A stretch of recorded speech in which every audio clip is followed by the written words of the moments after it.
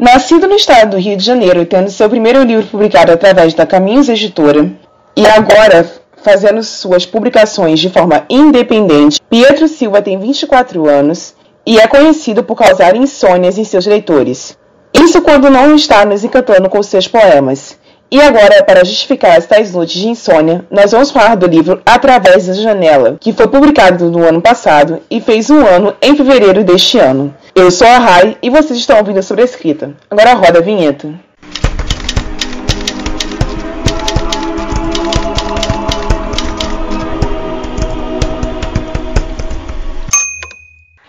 E eu quero começar essa entrevista falando sobre o título. Esse título é o primeiro sinal de thriller, de suspense que vem já na capa do livro. Também ele encabeça uma história única, que vai ganhando seus desfechos através de cada capítulo aberto dentro do livro. Esses 4 capítulos, no caso. Pietro, da onde veio a inspiração para esse título? Oi, Rai. Oi, ouvintes do Anticenários Cast. Muito obrigado por esse espaço. O título Através da Janela, ele surgiu quase no final desse processo de seleção de contos. Eu já tinha selecionado os contos, quase todos, e eu descobri e o livro estava com o título provisório de Inferno, porque ele te mostra o inferno, né, de várias perspectivas diferentes. Ele te leva por um caminho pelo inferno. Mas aí surgiu, eu descobri, um texto antigo, muito antigo meu, que eu não lembrava, que se chamava Fumaça. E assim ele começava: através da janela, o diabo me observa. E todo o texto tinha um clima de angústia, de você se sentir observado, sentir os olhos em você, que era, né, na verdade, a intenção que eu queria causar nos meus leitores com esse livro, com esse primeiro livro, né, com esse meu debut no mundo literário. Então, eu reconstruí esse texto, que era muito antigo, que estava muito ruim mesmo, e resolvi integrá-lo ao livro, mas não como mais um dos contos, como o texto principal. E eu dividi esse texto principal em 4 capítulos para salientar ainda mais o conceito do livro, que é o inferno, né? E aí cada capítulo mostra uma visão diferente de inferno. E aí cheguei ao título Através da Janela, com esse conto, que é o título que permanece até hoje. É um título que eu acho que passa exatamente o que eu quero passar nesse livro, que é que o leitor se sinta observado através da janela. Ok, só posso dizer que funcionou, tá? Foi um negócio bem complicado ler esse livro. Eu acho que a última vez que eu me senti que foi uma sucessão de emoções uma atrás da outra foi quando eu li O Demonologista de Andrew Piper, porque é a mesma sensação de angústia que eu senti lá atrás, há 2 anos atrás. É a mesma sensação de... É uma sensação horrorosa, mas ao mesmo tempo ela é muito boa, porque é exatamente isso que o horror procura causar, e eu acho isso muito legal na forma como você escreve. Você conseguiu entrar esse aspecto. Obrigado. Não queria te causar uma sensação horrorosa. Quer dizer, queria, eu realmente não sei. Cara, a gente que tá escrevendo e tá lendo no mundo do horror, a gente tá no mundo pra causar tristeza nos outros. Não tem outro motivo. Deus criou a gente pra isso. Não tem. Enfim, vamos mais pra frente. Eu vou falar da capa agora. Por que você escolheu um bode e não uma versão mais humana ou humanizada do Lúcifer em si? E eu sei que a imagem do bode é comum. Já assisti vários filmes que reverenciam a Lúcifer como um bode na frente, ou músicas, etc. Mas por que essa em específico? E por que não humanizá-lo? Bom, primeiro que eu queria que a capa fosse bonita, né? fosse interessante, diferente também. Tanto é que Através da Janela é uma capa muito diferente da maioria das capas de horror que você vê por aí. Não é uma capa comum. E desde o princípio eu não queria que ela fosse comum. Era minha estreia no mundo literário. Eu queria que fosse muito bom. E logo que eu comecei a procurar silhuetas, porque precisava ser uma silhueta na janela, precisava ser sutil para causar esse incômodo de estar sendo observado, mas sem saber exatamente o que está te observando, eu logo me deparei com esse bode. E eu fiquei encantado, apaixonado por essa silhueta. E esse bode negro, né? E o bode realmente, o bode ele representa o Baphomet, né, o demônio Baphomet. Eu achei que se encaixaria perfeitamente. E foi assim, eu queria causar essa sensação da sutileza. Você estar sentindo que está sendo observado, olhar para a coisa que está te observando e não saber definir exatamente o que é. Se fosse uma figura humana, poderia deixar uma ambiguidade de que é algo humano, de que é algo, de que pode ser, por exemplo, um serial killer. Não é algo humano. Então, o bode, ele trouxe essa coisa que eu realmente queria passar. Não é algo humano, eu não sei o que é isso que está me observando na janela, então o que eu vou fazer? Eu vou me matar. Não dá pra sair correndo, né? Porque senão as coisas te pegam no meio do caminho. Não dá pra se esconder embaixo da cama. A solução deveria ser essa mesmo. Nossa, que merda, meu. Caraca. E vamos passar pra próxima. E nessa parte do programa é onde começam a aparecer alguns spoilers. Então, se você não leu Através da Janela e não quer ser bombardeado com os spoilers que eu vou soltar agora, por favor, foge desse episódio agora. Avança alguns minutos, hoje eu vou perguntar pra ele sobre a escrita. E não escuta o que eu vou falar agora. Mas, enfim, vamos falar do meu conto favorito disparado desse livro inteiro. Sem gostos de sangue. Opa! Eu não consegui encontrar outro conto desse livro inteiro que me impactasse tanto quanto este. Este foi o auge. Eu não consegui dormir depois que eu acabei de ler esse conto, que eu fiquei durante horas revivendo a história na minha cabeça. E eu fiquei repensando, cara, que tipo de droga alucinógena o Pietro estava usando quando ele resolveu que ele ia escrever isso. Porque não é normal, amigo. Desculpa te informar, mas isso não é normal. Esse conto, ele tem um background, né? Houve um momento, acho que todo escritor, ele tem um momento que ele se desafia, né? Ele quer escrever sobre coisas que ele não se imagina escrevendo. E houve um momento que eu me desafiei e falei, não, eu preciso escrever sobre fetiches bizarros, porque são coisas que eu não consigo. Eu consigo escrever sobre o sobrenatural, com muita naturalidade, sobre gente matando gente, ok. Mas essas coisas do fetiche me travam, porque eu não aceito que algumas pessoas consigam ter tesão por certas coisas. E aí nessa busca por fetiches para escrever, eu procurei logo os mais levinhos, mas que não fossem tão levinhos. E o fetiche de sangue foi o que eu encontrei, que eu achei bem peculiar. Eu sabia que eu não vi ninguém escrevendo sobre isso até então, a não ser na saga de vampiros, né? Mas aí não é um fetiche sexual, é mais uma coisa, ele precisa daquilo ali para se sentir vivo e tal. Eu pensei, por que não? E aí eu comecei a escrever. E eu juro para você, uma coisa muito automática. Lógico, exigiu um pouquinho de pesquisa, eu tive que pesquisar ainda mais depois que eu fui revisar, porque estava cheio de incoerência, mas aí eu cheguei ao resultado final. E quando eu cheguei ao resultado final, eu pensei, caralho, eu vou ser muito criticado por esse conto e acabou minha carreira aqui, ao começar. Ou as pessoas vão elogiar por ser rico em detalhes. Ou elas vão achar que sou eu que tenho fetiche de sangue e vão me colocar como perturbado. Olha, a chance de te colocarem como perturbado é muito grande, porque esse livro é um distúrbio atrás do outro. Assim, complicado. Ele é bom, realmente, essas nuances da mentalidade humana, né? É complicado querer depender da saúde mental depois de ler esse livro, é complicado. Vou falar sobre o assassinato que acontece no final do conto, a morte da Pietra. Porque assim, eu sabia que alguém ia morrer em algum momento, só que eu não esperava que fosse ser daquela forma como foi executado.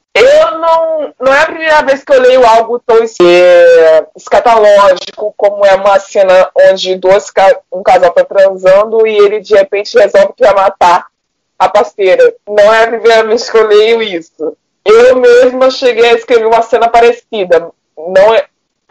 o personagem não morre, mas sangra. Quando ela morreu e ele continuou, que a gente espera que ele pare, né? Mas ela morre e ele continua. Eu queria entender o porquê que você sentiu a necessidade de executar uma morte tão brutal, já sabendo que os fatos anteriores que você havia narrado já eram impactantes o suficientes. A brutalidade é uma marca sua ou foi uma marca que você sentiu que precisava nominar somente naquele momento? Bom, eu acredito que a gente que é escritor, a gente tem o direito, o dever e a gente também tem o querer, pelo menos eu tenho, de exagerar, porque não é a realidade. Então, você tem uma liberdade gigantesca para fazer o que você quiser. E quando eu sinto num conto que eu estou fugindo muito da realidade, aí é que eu não consigo colocar rédea mais. Aí é que vai mesmo, vai além do real. Eu adoro isso. No conto em questão, no Tem Gosto de Sangue, eu achei que não podia piorar, mas aí eu piorei. E foi ótimo, porque eu acho que acrescentou no final deixa eu pensar, a ação que faltava. Ele é um conto muito descritivo das atitudes do narrador, né, do personagem narrador. Ele não é um conto com ação. E quando você chega no final, você tem essa ação. E aí você vê, e também tem evolução, né? Porque começa com uma coisa tão pequena e aí chega ao máximo, ao ponto máximo. Eu queria mostrar o ponto máximo. Eu queria mostrar que o fetiche ele também pode ser extremamente destrutivo, como ele pode ser só um fetiche. Aí esse conto ele caminha nessas nuances de que é pouco e quando você vê é muito, né? Então é isso. Eu senti necessidade de exagerar ali para provar o meu ponto, e que pode ser muito. Foi muito bem executado isso, eu gostei disso. Vamos para a próxima. Eu percebi que você, em alguns contos, como A Condessa de Sade e O Meu Pequeno Aldo, você parece ter essa referência do mundo real, que eu logo que li esse nome Sade, eu me lembrei do Marquês de Sade, que foi um grandiosíssimo autor de coisas horrorosas também, que ele escrevia sobre orgia, ele escrevia sobre fetiches bizarros também, no passado muito distante de nós, porque ele era um autor medieval francês. Um Aldo, que parece ser de outro texto, mas que você transfigurou. O Aldo é um anticristo? Como é que você fez a curadoria para você conseguir criar esses dois contos? Então, o Aldo, ele não é bem o anticristo, porque ele vem da mitologia indígena, né? No caso do conto, mas ele é como se fosse. Ele é o mal, ele chega à Terra como o mal. É uma mulher que dá a luz ao mal. No caso do Meu Querido Aldo, o texto não era para ter foco no bebê. Tanto é que o texto ele é inteiramente focado nos sentimentos da mãe. Essa foi a premissa inicial. Eu pensei, poxa, todas as séries e filmes que eu já vi sobre anticristos, eles falam sobre o bebê, focam muito no bebê, vai crescendo, vira um monstrenguinho, mas nunca focam nos sentimentos da mãe. O que ela está sentindo? Como é que ela vê aquilo? E eu quis transpassar isso durante o texto inteiro. O leitor saber como que a mãe sente daquilo, o que ela sente aquilo. E você vê que há um deslumbramento durante todo o início, como toda mãe deslumbrada, apesar dos defeitos do filho. E depois ela acorda, né? Ela acorda para a realidade, ela vê que o filho é uma coisa do mal, é uma coisa ruim. Mas aí termina ainda com o deslumbramento. Por quê? Porque mãe sempre é mãe. Mãe, quando ama, sempre vai tolerar, vai passar por cima, vai amar a todo custo. E ama mesmo, né? A gente vê na realidade. E era isso que eu queria passar no Meu Querido Aldo. O foco não é o bebê demônio, ele é só um objeto decorativo. O foco são os sentimentos da mãe. E sobre a Condessa de Sade, foi um texto que eu escrevi. Você escreveu justamente depois de ler Os Absurdos do Marquês de Sade. Eu pensei, se fosse uma mulher, como que ela seria? Eu comecei a escrever esse texto, mas aí o foco virou outra coisa, né? O foco não era mais as coisas absurdas. Até tem ali a descrição de coisas absurdas que essa mulher, a Condessa de Sade, ela faz. Ela já fez, né? mas não é algo presente, não é algo que se descreve ali. É mais para focar de um ponto a outro, né? O que ela está fazendo, o que ela quer fazer.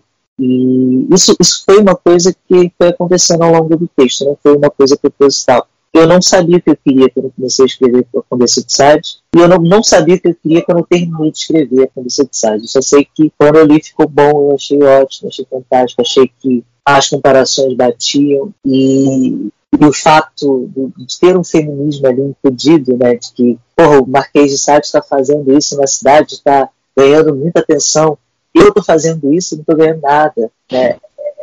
É um feminismo de uma forma muito errada, mas é um feminismo. E eu quis propor isso. Eu gostei, funcionou bastante. Vamos avançar mais um pouco, porque eu tô vendo que o tempo tá correndo muito rápido e eu não tô percebendo. Vamos falar agora do aspecto do processo de escrever.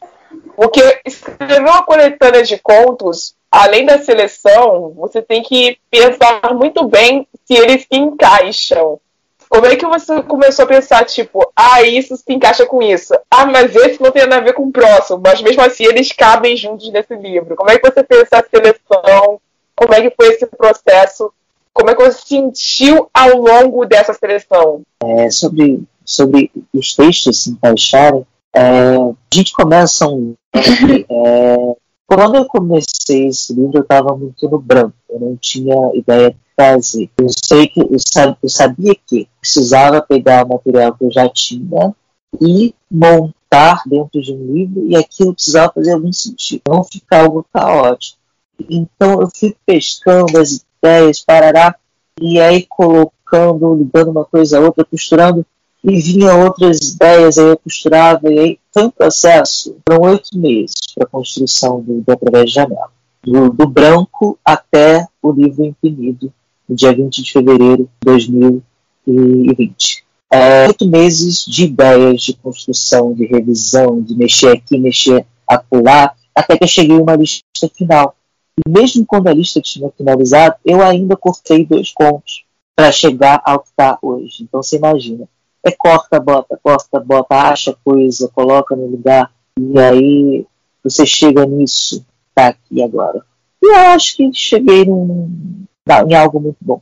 É um bom volume, sim. Eu gostei dessa seleção de contos. Eles não são tão interligados quanto algumas outras antologias que eu li, mas é uma antologia muito bem construída em seus singulares, que eu queria dizer assim. Um dos contos que eu fiquei mais intrigada foi o conto que você escreveu sobre que teve uma morte ali, que eu acho que ninguém que leu esse livro entendeu por que aquela morte aconteceu.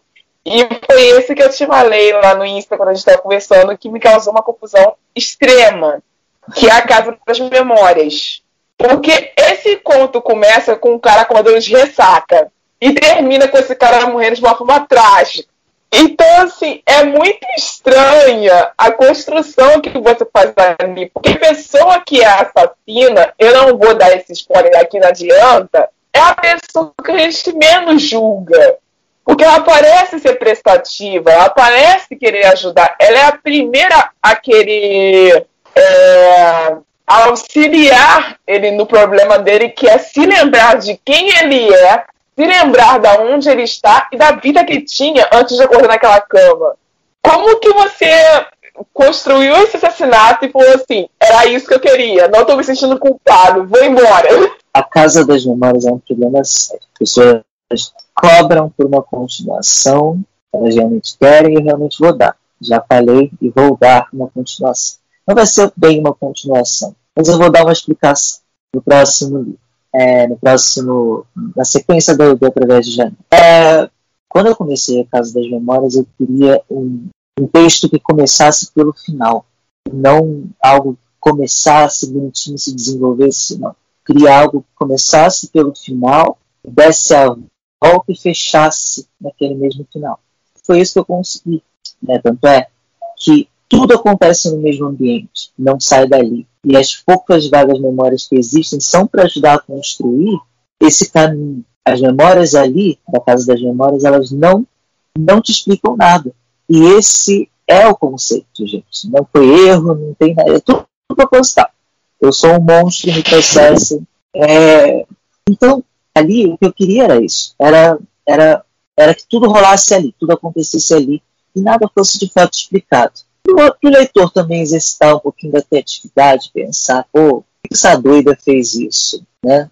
O que aconteceu na noite passada? Vai pensar por que ele matou o cachorro, cara. Isso foi muito injusto da sua parte, matar os cachorrinhos que não tinha nada a ver com a história.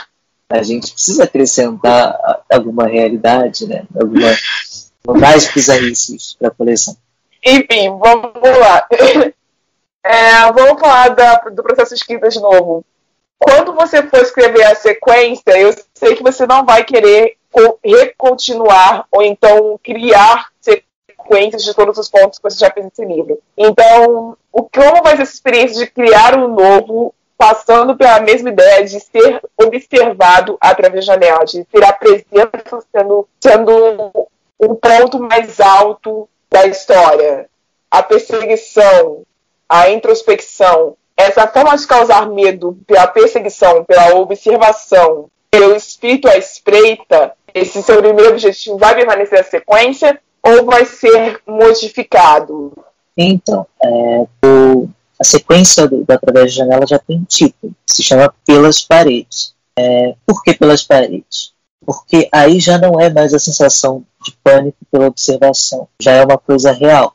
Você está ali preso e tem uma coisa que já está nas suas paredes, querendo entrar a todo custo. Pelas paredes, ele vai causar essa sensação de angústia em dobro, se possível em triplo. Porém, eu não quero perder a essência dos textos mais melancólicos, dos textos mais, como é que eu vou dizer, mais introspectivos que tem Através da Janela. Isso vai ter também Pelas Paredes. Mas você pode esperar bizarrices perversas, terríveis no segundo livro.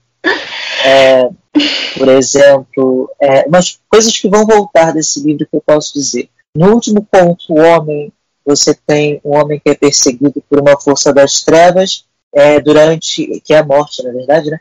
Durante um suicídio, digamos assim.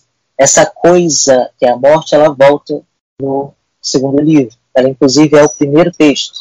Então, tem muita coisa. Você está completamente desesperado, sem saber o que fazer.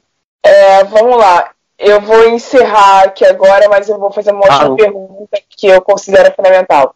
Você, como escritor de horror, você fez uma escolha no início da sua carreira de escrita. Você falou assim, é horror que eu quero escrever, eu quero causar medo, eu quero apavorar. Por que você teve essa iniciativa de apavorar? Por que não romantizar? Por que não apaixonar? Por que a escolha de causar medo, de causar dor, de causar angústia? O que te motivou e te levou a isso? Eu já escrevia muito horror. Então, tudo que eu escrevia que não era horror era minoria e era a exceção. Então, eu não tive tanta escolha assim.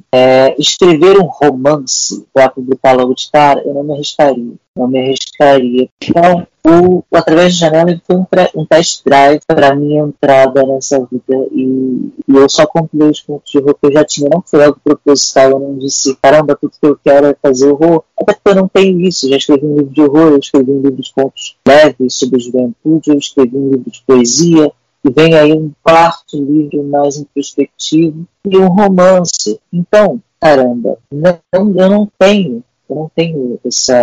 Eu não venho com uma hashtag de horror, sabe? Eu tenho várias hashtags em mim e eu faço tudo, eu experimento de tudo. É só uma coincidência ter lançado o horror, não tem muita poesia.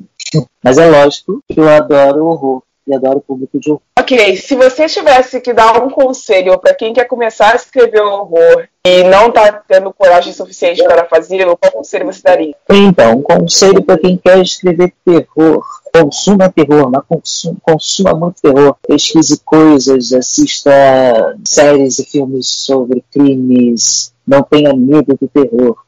Vai ficar umas noites em claro, sim, mas você vai parir uma obra foda. Então pesquise sobre horror, pesquise sobre terror, procura séries de terror, procura filmes de terror, procure casos reais de horror para se inspirar, casos na vida mesmo, porque a vida é um horror. E sinta medo do que você escreve. Se você escreveu uma coisa e você não sente medo, não funcionou. função do horror é fazer o leitor, quem está assistindo, a pessoa ali sentir medo. Você tem que fazer ela sentir medo. Então, faça sentir medo. Se faça sentir medo. Não tragam vários pontos desse livro que me fizeram não conseguir ir ao banheiro depois, porque escrevendo, eu não estava nem lendo, escrevendo, e eu não consegui ir no banheiro depois. Então, causa medo. Eu sou cagão. Então você imagina eu escrevendo esse livro, coisa horrorosa. Tá vendo? Você não precisa deixar de escrever horror para ser medroso. Nós temos uma prova aqui viva de um cara que escreve horror para viver e é medroso pra caraca. Infelizmente, mas é a verdade. Temos que parar a verdade. É questão de coragem, sim, enfrentar noites de sono perdido, escrevendo coisas horrorosas que causam medo, que você não consegue dormir depois. Então, a conclusão que nós tiramos no episódio de hoje é que para escrever horror você precisa pesquisar muito, se informar muito, saber sentir medo, mas não ter medo dos seus próprios medos, e ser corajoso, porém sabendo que o que você criou pode ser ainda mais foda para você, mas vai ser muito mais foda para outro. Então é isso, Pietro. Obrigada por ter vindo nessa entrevista. Obrigada por ter escolhido esta plataforma para comemorar o aniversário do seu livro. Eu desejo que você tenha muito sucesso nas suas próximas obras. Eu estou muito ansiosa pela sequência de Traves da Janela. Foi uma leitura incrível. E, assim, eu estou bem balançada porque eu acabei de ler o último conto hoje de manhã. Então, vocês devem estar percebendo os efeitos na minha cabeça agora. Enfim. Gente, muito obrigada a todos por esse episódio sobre a escrita. Eu sou a Rai e eu volto mês que vem para falar com vocês com outro livro, outro escritor, outras histórias. Pietro Silva uma vez escreveu: senti medo, dor e vi minha vida passar diante dos meus olhos, carregando a morte em meus braços. Enxerguei-me ajoelhado e implorando pelo perdão de alguém. Poderia ser dos estranhos, de mim mesmo ou do diabo através da janela. Esse foi o livro Através da Janela, esse foi o quadro sobre a escrita, e eu vejo vocês no mês que vem. Até logo!